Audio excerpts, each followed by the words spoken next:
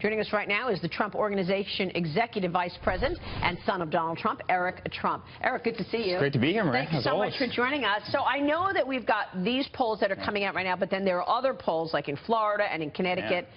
Give us your take. How do you see the polls? Well, listen, a big poll came out yesterday in Florida. We're +5 in Florida, which is absolutely amazing. We're +2 in Ohio. We're +2 in Pennsylvania, based on polls that were out yesterday. And I think we're tied in Connecticut right now and a couple other states. So it's actually really amazing. I mean, we're putting states into play, like Connecticut, as an example, that have never really been put in play for a Republican before. I mean, these are states that are just, they always go blue. They never go red. You never break that cycle. And, you know, you watch what happens. I can tell you when Hillary saw +5 in Florida yesterday, she was not happy. I mean, she wasn't happy about that at all. Right, so you're not really reading much into these other two polls that show Hillary in the lead because it's so tight. Yeah. And the other interesting thing, in Florida, we're +5, and we've spent 0 in terms of advertising, right? That's We right. raised $51 million last month. I mean, we absolutely killed it. I think we're going to raise even more this month.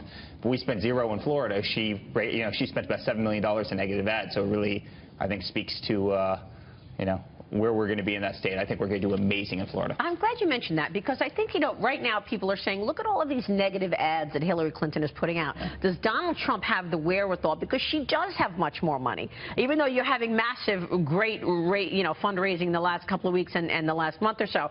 But do you need to really accelerate so that you can have the kind of ads that she's having against your father? We'll be doing a tremendous amount of ads. We're raising so much money, and she needs to raise a lot of money. She has 730 people in her campaign. We have 70 people on our campaign. We run very lean and mean and incredibly efficient. So when in some of the national polls we have her by a point or we have her by 2 points, and we haven't even started spending against her, I mean, I think that's pretty indicative of what's going to happen. And she's had a terrible couple weeks. I mean, what's happened with the Justice Department, what's happened with the burn bags in her schedules, what's happened with the email scandal, the indictments. I mean, I don't think there's a person in the world that doesn't think she's guilty. I mean, her trustworthiness or lack of trustworthy numbers are through the roof. I mean, everybody thinks that she's a crook for what happened and what she did.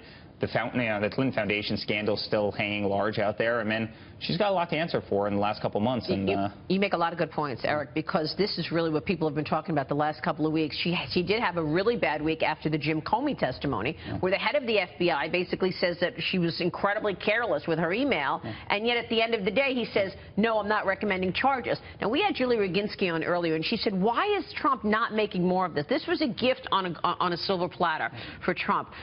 But he gets distracted by other things. He starts talking to Ben Sass. He starts talking about Morning Joe. Can you focus him better to really use this stuff that he's being given? You know what? I go to a lot of the rallies, and I'm with him all the time. And he spends so much time talking about Hillary. I mean, he spends so much time about the injustice of, a system that didn't prosecute her. I mean, she said under oath of perjury, she said that she turned over all the emails. We know she didn't turn over all the emails. I mean, every single day another batch of 500 emails comes out that were classified and everything else. And I mean, the fact that she didn't get indicted is disgusting, quite frankly. Then you see these secret meetings with Loretta Lynch on tarmacs of Bill Clinton. No, they're in there for 39 minutes and they're talking about kids. I mean, the American people is smarter than that. And then you see the Clinton Foundation, where between 2007 and 2014, most of which she was Secretary of State, her and Bill made $141 million. I mean, she's a public servant. She's a government employee. She's making $141 million while in government, while supposedly representing our interests overseas. And people see this stuff. And I mean, the list goes on and on and on. But I mean, she's just not trustworthy. No one trusts Hillary Clinton. And it's reflecting in the polls. It does resonate with people. In the polls. That's probably what happened over the last couple of weeks. People are not trusting her. And that's why she's had a tough couple of weeks. Meanwhile,